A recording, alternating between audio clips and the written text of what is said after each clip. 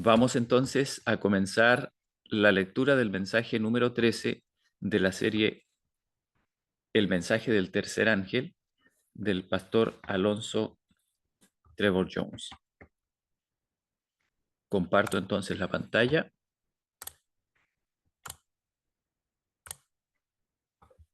Allí entonces pueden ustedes seguir la lectura conmigo. Ustedes saben, lo hemos dicho varias veces, ¿no es cierto?, que eh, cada entrada de información que el Señor nos concedió, como la vista, ¿no es cierto?, o los oídos,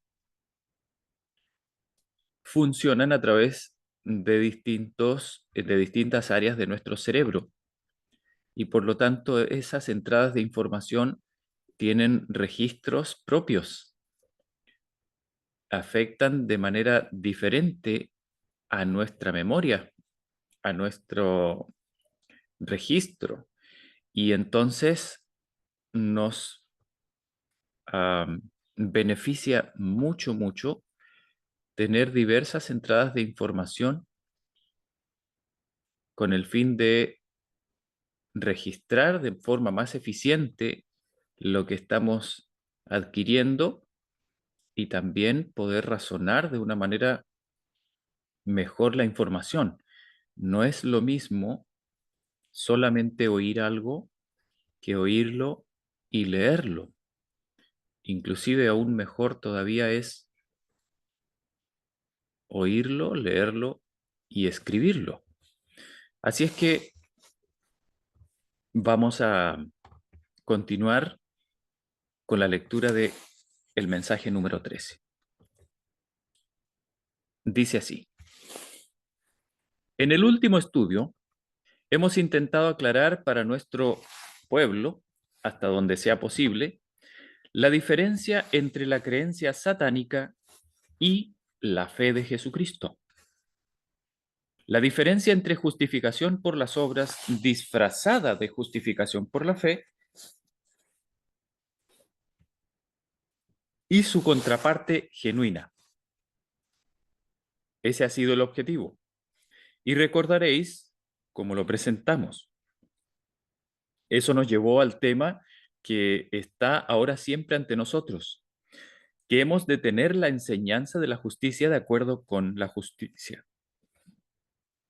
Esa frase se usaba mucho en ese tiempo, hermanos, porque, bueno, ya lo vamos a ver, pero es una frase que tiene un significado bien profundo. Esa frase, la enseñanza de la justicia de acuerdo con la justicia. Parece una redundancia, parece algo que no tiene mucho sentido, pero ya vamos a ver de qué se trata. Dice, y eso puede darse, como vimos ya, solamente según la idea de Dios sobre la justicia en lugar de la nuestra. Y hemos de tener la mente capaz de comprenderla, que es solo la mente de Jesucristo. De eso hablamos la vez pasada, ¿no es cierto?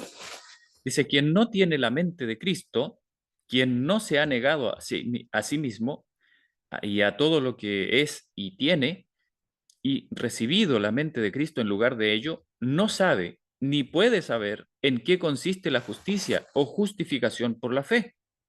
Puede profesarla, puede asentir, puede pretenderla, pero siempre sin conocerla, ya que nadie la puede conocer con la mente natural. Vayamos a la Biblia y leamos dónde habla al respecto. Primera de Corintios 2:14. Dice, el hombre natural no percibe las cosas que son del Espíritu de Dios, porque para él son locura. Esa es la precisa manera en que han tratado la justicia por la fe cientos de personas que profesan creer en ella.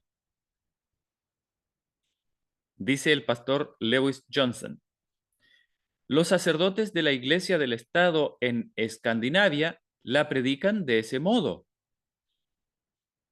Sí, los católicos la predican así. Con la mente natural no puede ser de otra forma.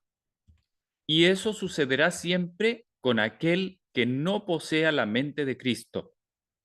Pero el que no posee esa mente no se da cuenta. Cree que está en lo correcto. Cree que ha captado la justicia de Dios que es por la fe. Lo que tiene no es tan bueno como para evitar que esté siempre necesitado de añadirle parches y remiendos, pero aún así piensa que eso es justicia por la fe. El hombre natural no percibe las cosas que son del Espíritu de Dios, porque para él son locura y no las puede entender, porque se han de discernir espiritualmente. Por lo tanto, ¿puede alguien conocer la justicia de Dios con la mente natural? Apelo a vosotros. No presto atención a quiénes sois. Si habéis oído jamás sobre Cristo en vuestra vida anterior, tomad ahora ese versículo, analizando qué es lo que dice. ¿Cómo puede alguien conocer la justicia de Dios con la mente carnal?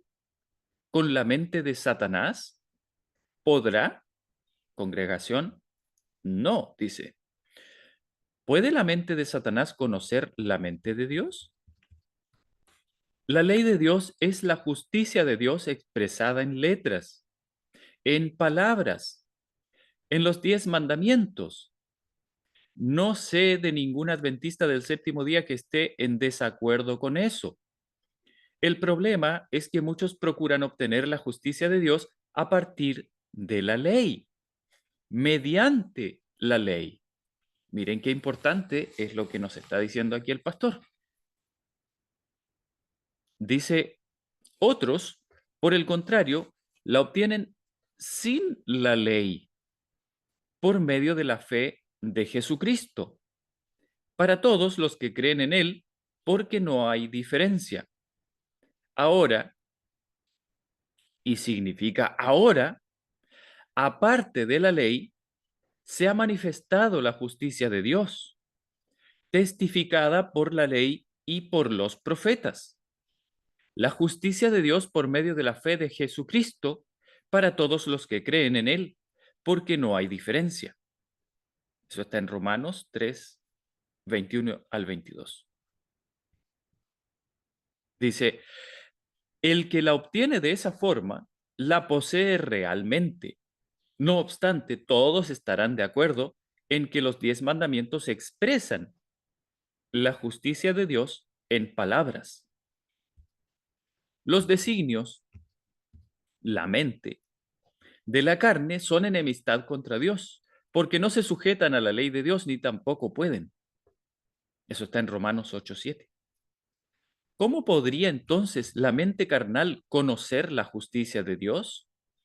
¿Cómo podría la mente carnal sujetarse a ella?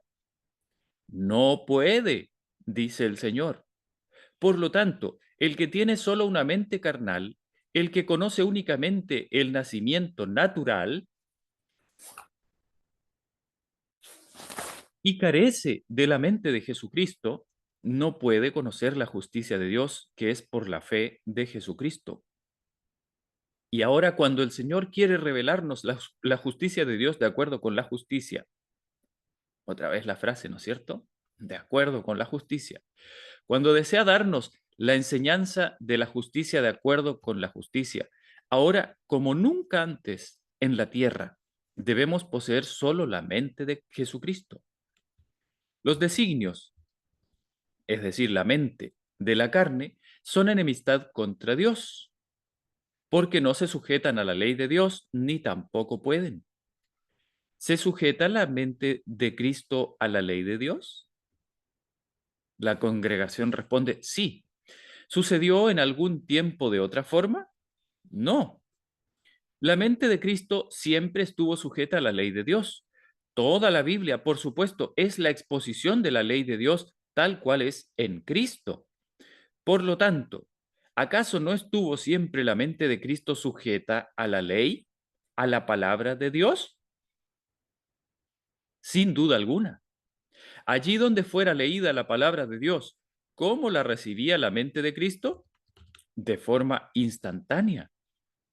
Nunca decía, me pregunto cómo es posible que sea así. Nunca dijo, bien, pienso que eso significaría tal cosa. ¿No lo podéis imaginar diciendo, ¿no exageras un poco en la lectura de ese texto? ¿No podrías modificarlo un poco?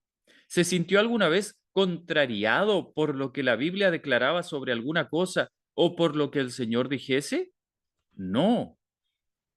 Allí donde se presentara la palabra del Señor, la mente de Cristo respondía instantáneamente.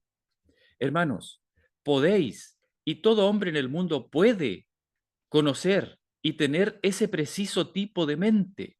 Sé que podéis tener ese tipo de mente que responde instantáneamente a la palabra de Dios, sin cuestión, duda ni señal de rechazo. Podéis saber al respecto si vosotros y yo tenemos una mente como esa. Al ser leída la palabra de Dios, no habrá un levantarse en contra, objeción o disensión. ¿Es esa la mente de Cristo? Sí, responde la congregación. Así pues, es bien fácil saber si tenemos o no la mente de Cristo.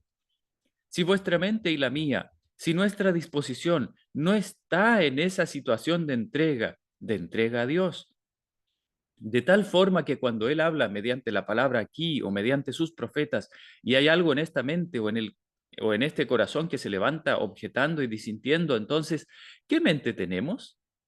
La mente carnal. Esa es la mente que comenzó a objetar en el principio. Ha llegado el tiempo de que nos deshagamos de ella, pero afirmo que podemos tener ese preciso tipo de mente que allí donde hable la palabra de Dios responde inmediatamente. No hay nada en esa mente que se levante en oposición contra la palabra.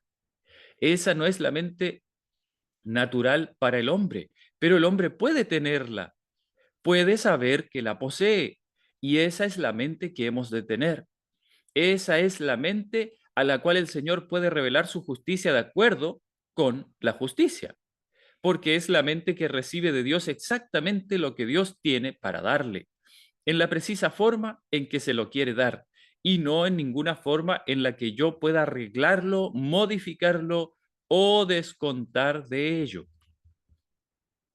Así pues, el hombre que recibe la idea, la verdad, la justificación por la fe o justicia por la fe de acuerdo con su propia idea o punto de vista sobre ella, simplemente no la puede recibir, no la obtiene, ni más ni menos.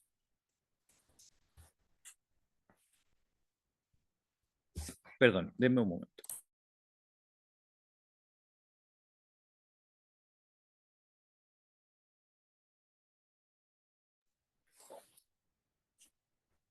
Ok, entonces no la puede recibir, ¿no es cierto? La mente carnal no puede de ninguna manera recibir la verdadera justicia eh, sin la mente de Cristo. Dice, es la misma idea satánica sobre la justicia por la fe. No es el mismo, perdón, es el mismo sistema católico romano de justificación por las obras, camuflado como si fuese justificación por la fe. Bueno, aquí quiero recordar que en el mensaje pasado, la segunda parte, ¿no es cierto?, del mensaje número 12, eh, se leyeron varios textos extraídos de de un texto justamente que expresaba la idea católico-romana de la justificación por la fe, ¿no es cierto? Así es que a eso se está refiriendo. Bueno, dice, y ha llegado el tiempo en el que, en un sentido mucho más profundo del que soñamos la mayoría de nosotros, necesitamos estar seguros de que poseemos la justicia de Dios y la justificación por la fe en otro sentido del que la emplean los católicos romanos. Eso es seguro. Leeré uno o dos pasajes que nos conectarán con lo que consideramos anoche. En Testimonies for the Church, en el volumen 1, página 186, leo acerca de cuál es el objetivo del mensaje a la Odisea. Dice, está previsto a fin de despertar al pueblo de Dios, mostrarle sus reincidencias y llevarlos a celoso arrepentimiento a fin de que sean favorecidos con la presencia de Jesús y sean hechos idóneos para el fuerte pregón del tercer ángel. ¿Quiénes serán idóneos para el fuerte pregón del tercer ángel? Los que tienen la presencia de Jesucristo, aquellos a quienes el mensaje laodicense ha traído la presencia de Jesucristo. Eso significa la presencia personal, en ningún caso un tipo imaginario de presencia. Leamos cómo lo explica el camino a Cristo en la página 73 a la 75. Dice, cuando Cristo ascendió a los cielos, el sentido de su presencia permaneció con los que le seguían. Era una presencia personal, impregnada de amor y luz. Jesús, el Salvador que había andado, conversado y orado con ellos, que había dirigido a sus corazones palabras de esperanza y consuelo, había sido llevado de su lado al cielo mientras les comunicaba un mensaje de paz y los acentos de su voz, he aquí yo estoy con vosotros todos los días hasta el fin del mundo. Les llegaban todavía cuando un coro de ángeles le recibió. Había ascendido en forma humana y ellos sabían que estaba delante del trono de Dios como amigo y salvador suyo, que sus simpatías no habían cambiado y que seguía identificado con la humanidad doliente. Estaba presentando delante de Dios los méritos de su sangre preciosa. Estaba mostrándole sus manos y sus pies traspasados para recordar el precio que había pagado por sus redimidos. Sabían que había ascendido al cielo para prepararles lugar y que volvería para llevarlos consigo. Al congregarse después de la ascensión, estaban ansiosos de presentar sus peticiones al Padre en el nombre de Jesús. Magnífica reunión de oración, ¿no os parece? 120 personas, todas ellas ávidas por presentar sus peticiones al Padre en el nombre de Jesús. Con solemne reverencia, se postraron en oración repitiendo la promesa, todo cuanto pidiereis al Padre en mi nombre, Él os los dará. Él os lo dará, perdón. Hasta ahora no habéis pedido nada en mi nombre. Pedid y recibiréis, para que vuestro gozo sea completo. Extendieron cada vez más alto la mano de la fe, presentando este poderoso argumento. Cristo Jesús es el que murió.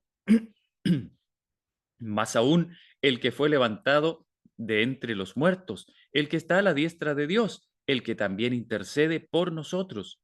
El día de Pentecostés les trajo la presencia del Consolador, de quien Cristo había dicho, estará en vosotros. Les había dicho además, os conviene que yo me vaya, porque si no me fuere, el Consolador no vendrá a vosotros, mas si me fuere, os lo enviaré.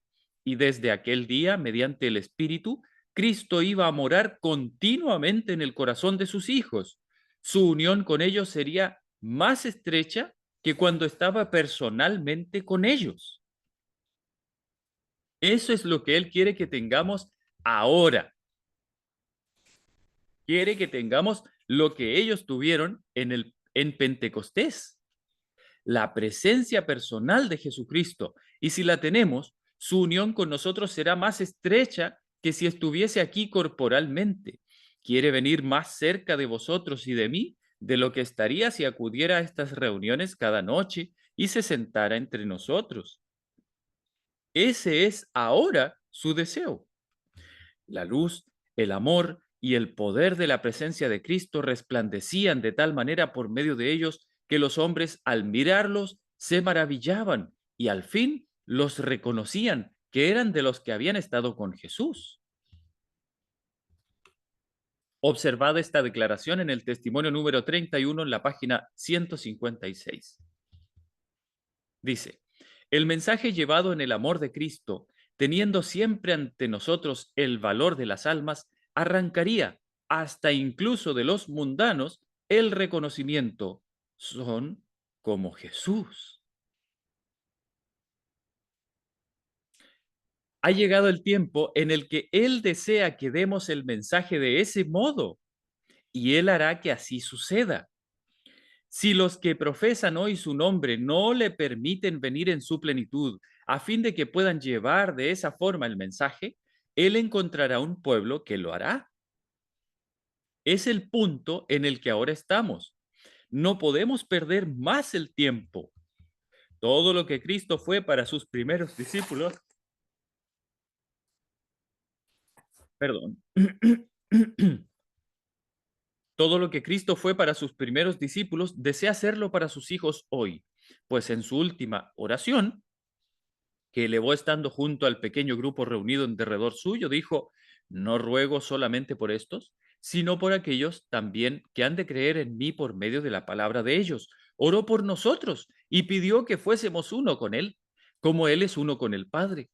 ¡Cuán preciosa unión!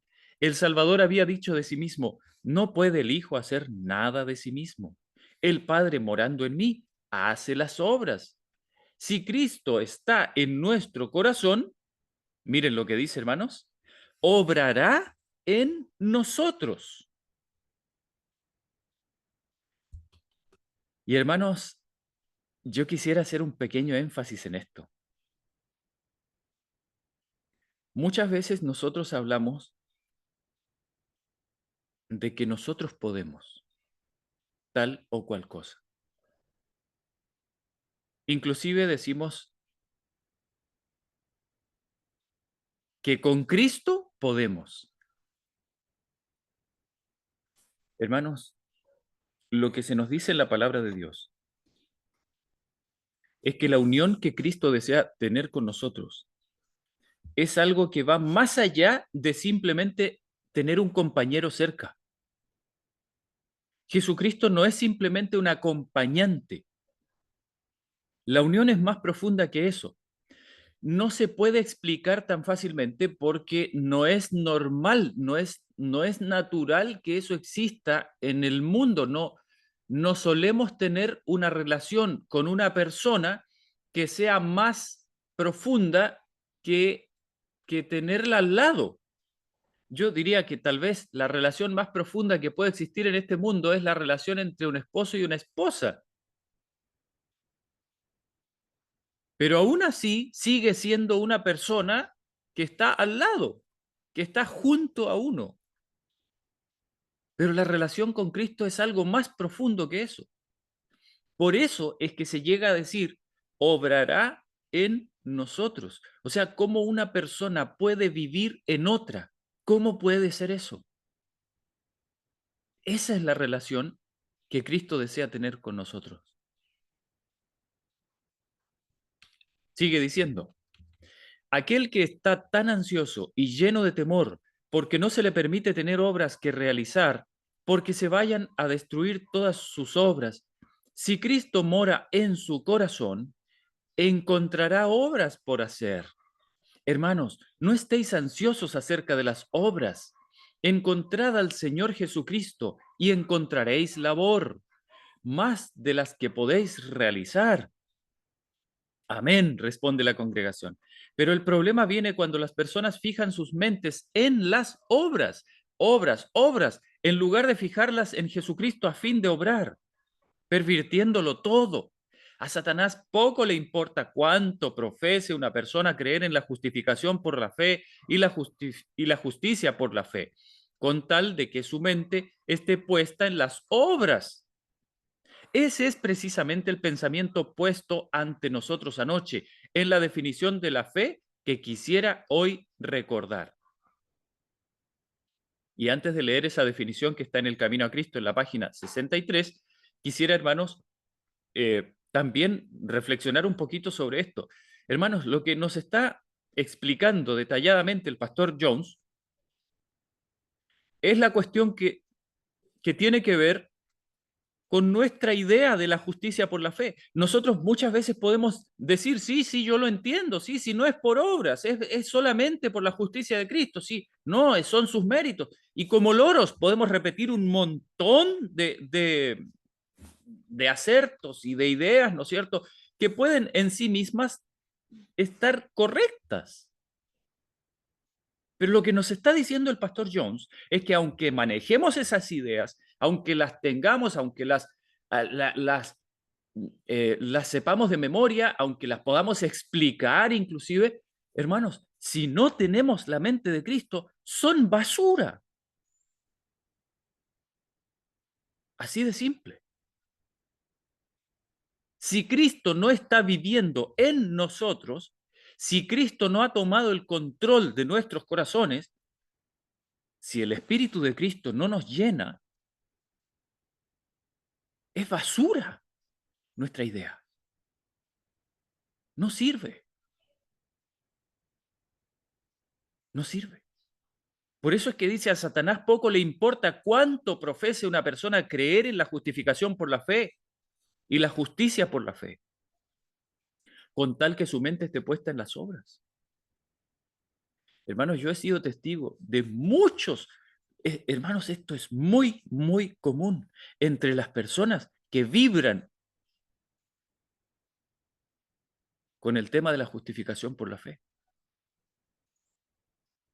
Finalmente sus vidas dan testimonio de que todo gira en torno a las obras.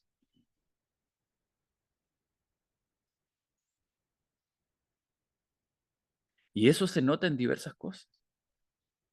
Se nota en la manera como se relacionan con sus familias. Se nota en la manera como se relacionan con con los demás hermanos. Se nota en sus opiniones, se nota en sus actitudes, se nota en, se nota en la forma de pensar que tienen cuando no están hablando de la justificación por la fe. Inclusive cuando hablan de la justificación por la fe, se nota inmediatamente cuando una persona tiene una idea teórica sobre la justificación por la fe. Eso se nota. La mente carnal se muestra. Es muy fácil de identificar. ¿Y cómo podemos identificarla tan fácilmente? Ah, porque todos nosotros hemos tenido una mente carnal, o la tenemos, y sabemos cómo funciona la mente carnal, sabemos cómo piensa la carne, sabemos cómo piensa un ser humano naturalmente, lo sabemos.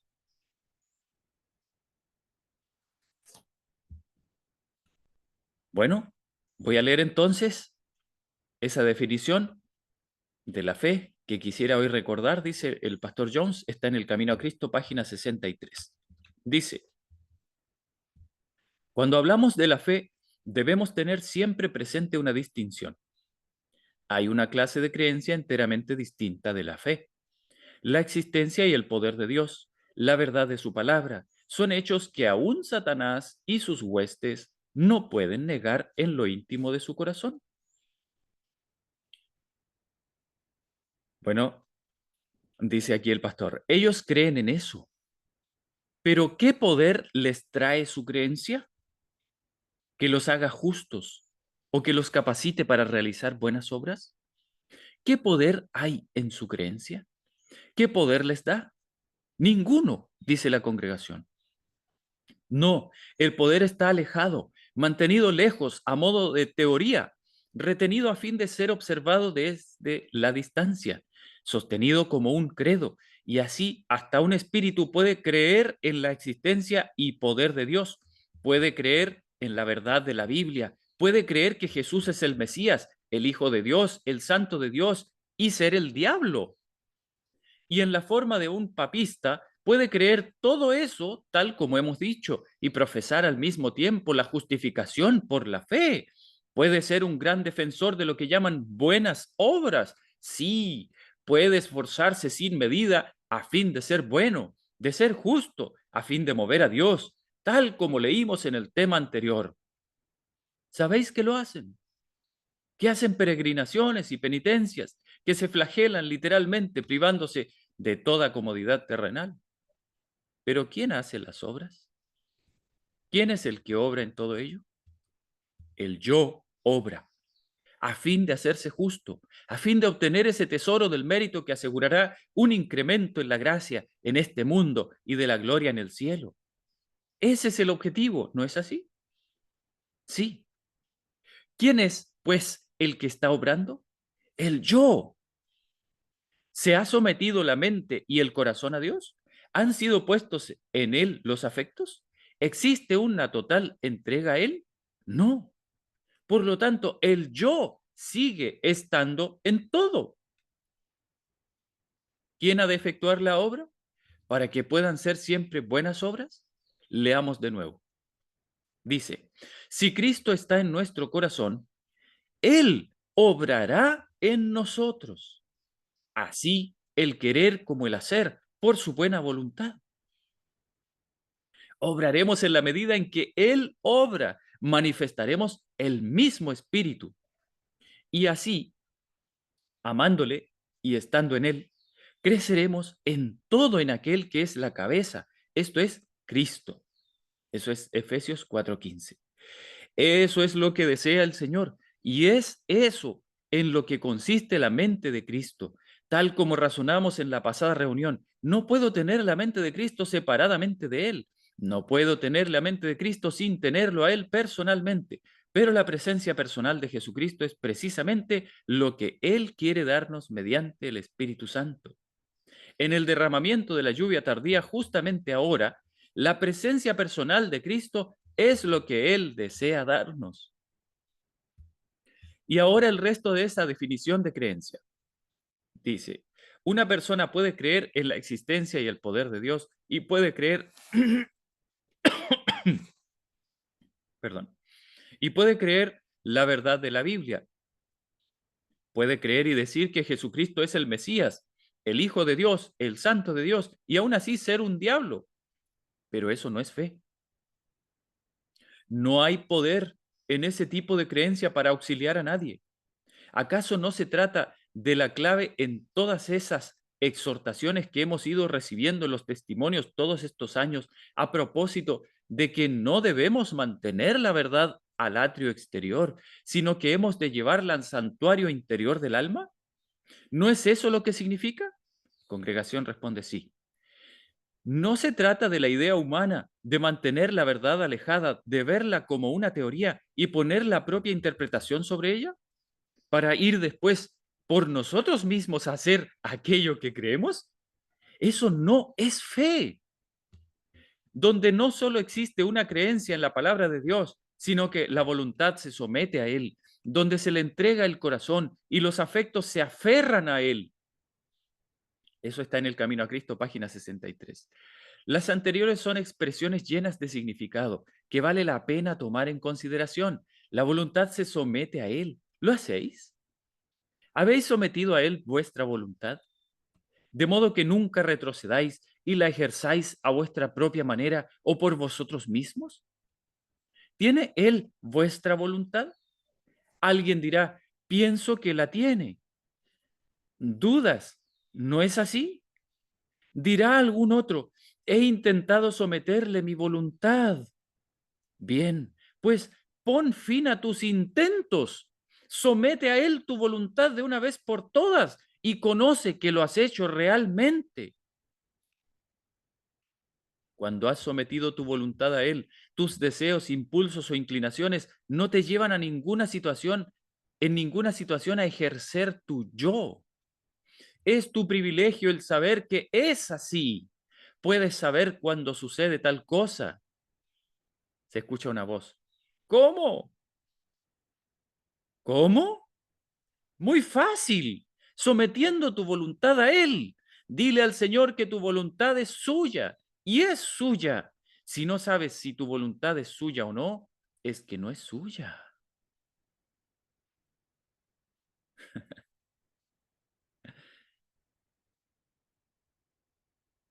Hermanos, les confieso que la primera vez que yo leí estas cosas, me chocaban, hermanos, me raspaban por dentro. Ese es el sentimiento que tienen todos aquellos que nos justificamos a nosotros mismos. Y cuando el Señor nos dirige palabras de luz para sacarnos de las tinieblas, nos sentimos incómodos y nos sentimos reprendidos porque creíamos que estábamos bien.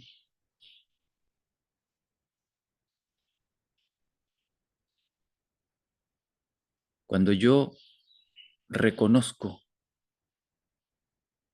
que tengo dudas, cuando yo sé que Cristo debería ser mayor en mí, Cuando yo entiendo que mi voluntad no es supremamente suya, es simplemente que no es suya. Es simplemente que todavía no me he entregado completamente a Él. Y entonces la mente carnal comienza a autojustificarse y a decir, bueno, pero esto es un camino, ¿no? Bueno, pero la vida dura. Bueno, pero no podemos ser perfectos de un día para otro. Bueno, pero es que todavía falta si el Señor está trabajando en mí. Y nos consolamos a nosotros mismos pensando que el tiempo lo va a arreglar todo. Y no queremos aceptar que el gran problema no es el tiempo, sino el yo que no quiere quitarse de en medio. Sigue diciendo, aquel que entregó su voluntad al Señor tiene conocimiento del hecho, se vuelve un hombre espiritual y conoce lo que nunca antes en toda su vida conoció. El hombre natural no puede recibirlo, jamás puede comprenderlo. ¿Cómo iba a poder comprender lo que encierra un acto que nunca ha realizado? Nunca puedo saber cómo sucede, a menos que permita que suceda en mí. Lo contrario no sería razonable, y aún menos en este asunto. Es algo que se conoce y puede solamente conocerse entre Dios y la propia persona. Por eso es, hermanos, y este es un comentario mío, por eso, por eso es que no tiene mucho sentido tratar de decirle a las demás personas que yo ya estoy en esa situación. No tiene sentido. ¿Por qué no tiene sentido? Porque las demás personas necesitan una evidencia y yo no se las puedo dar. Ellos la tienen que ver. Yo no saco nada con decirle a las personas cuán profunda es mi relación con Cristo y que me crean. No saco nada con eso, porque eso es algo que solamente Jesús y yo conocemos. Solamente Él y yo sabemos exactamente en qué situación está mi alma con Él. Eso yo no se lo puedo explicar a nadie, porque las cosas del corazón, las cosas espirituales se disciernen espiritualmente.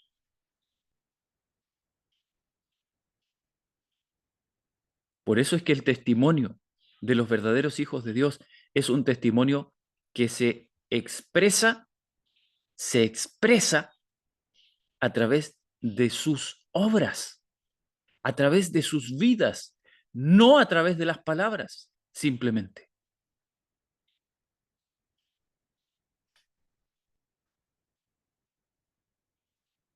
Usted no puede decirle a las personas cuán linda es su relación con Dios, porque las personas van a percibir si usted está mintiendo o no. ¿Cómo lo van a percibir? Lo van a ver a través de sus obras.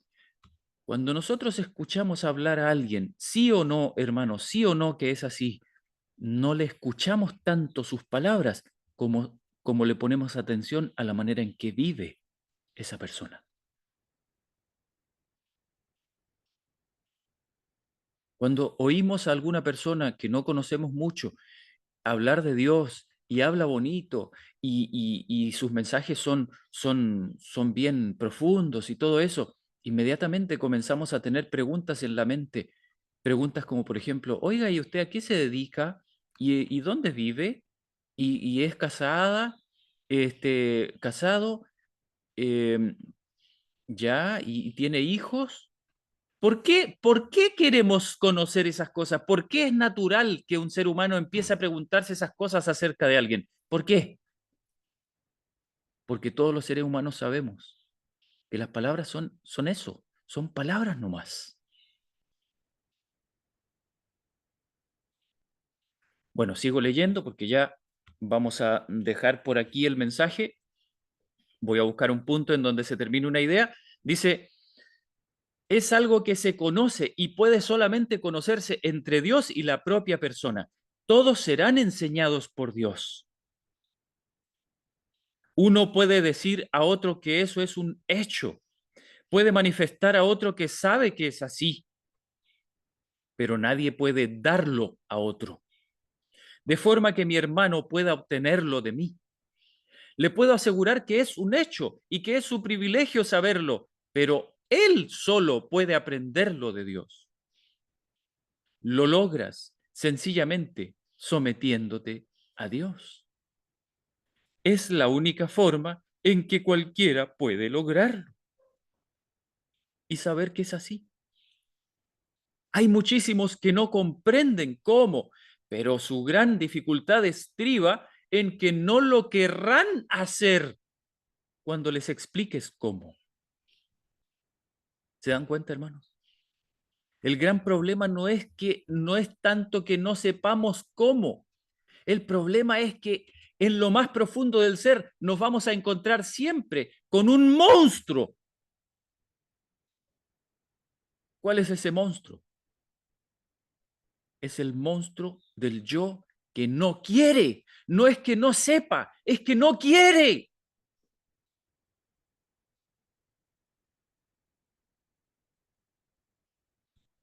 Pregunto de nuevo, ¿le has sometido tu voluntad? ¿Lo has hecho? ¿Has atravesado esa barrera y llegado al lugar en el que puedes saber que le has sometido la voluntad? De forma que él pueda usarla sin reparos ni cuestiones, sin disentir de la suya en ningún sentido. ¿Está vuestra voluntad sometida a Dios? De forma que él pueda hacer su voluntad en vosotros sin que hagáis objeción alguna. De forma que jamás una inclinación o pensamiento vuestro tengan libre curso obrando a vuestra manera y deseáis que él obre a su manera, siendo eso todo lo que deseáis. ¿Es así? ¿Es esa la situación de vuestra voluntad? La congregación responde sí.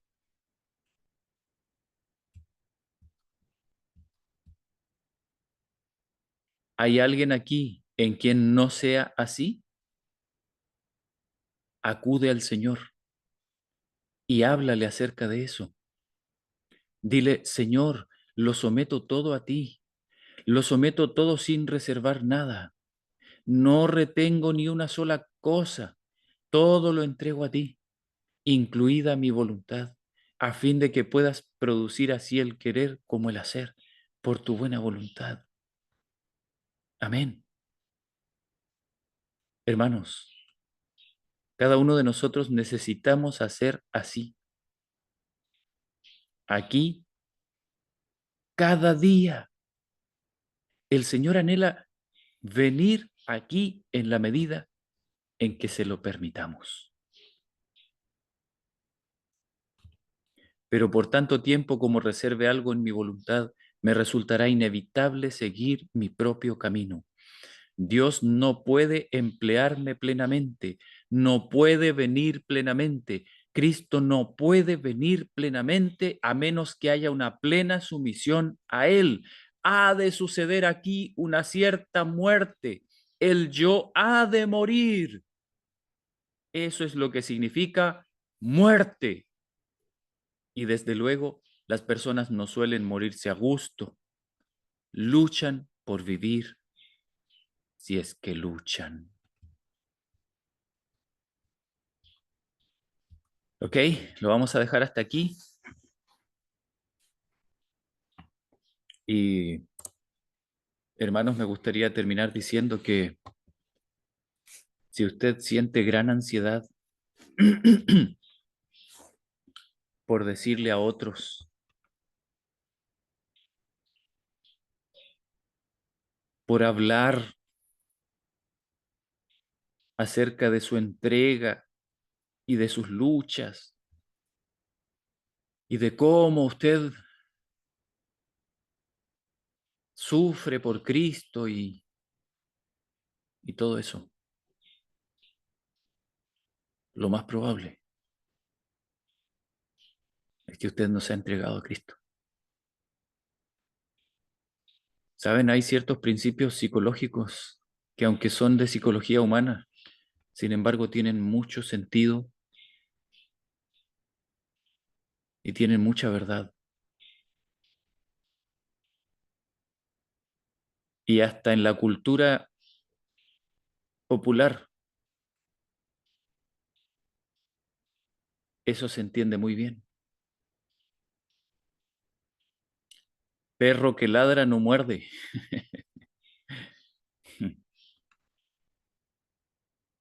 El charlatán habla mucho, ¿no? Y trata de esconder con palabras lo que en realidad no tiene.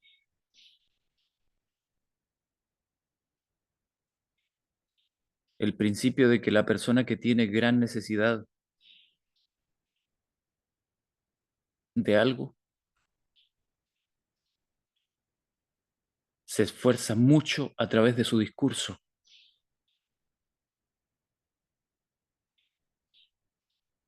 para no parecer que no lo tiene.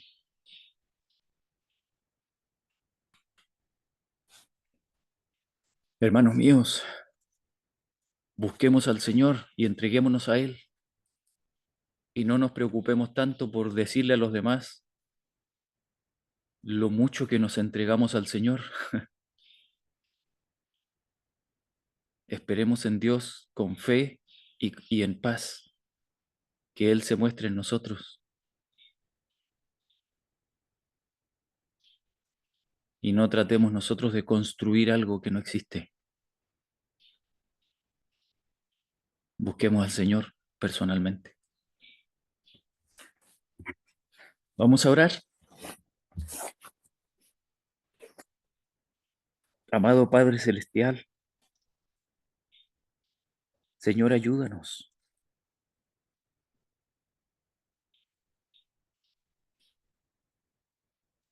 Ayúdanos porque nuestra situación es mucho más miserable de la que a veces queremos reconocer. Muchas veces lo que presentamos como testimonios, lo que son en realidad es una máscara para tratar de parecerle agradables y verdaderos cristianos a los demás, pero en realidad estamos hablando del yo. Padre, por favor, ayúdanos a no solamente ser un poco más humildes, sino verdaderamente dejar a un lado la inmundicia del orgullo,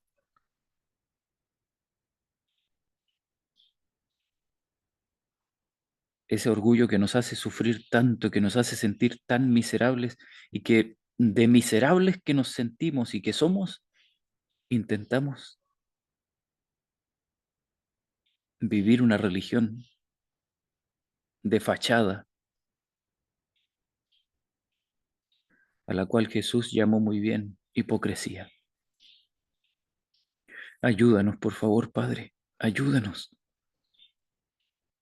a huir de todo eso, a escapar a todo eso y a buscarte plenamente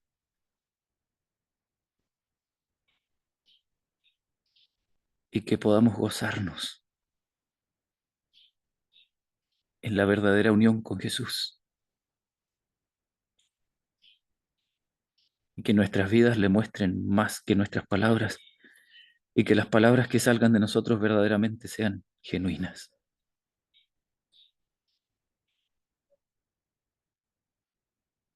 Te entregamos los corazones en el nombre de Jesucristo.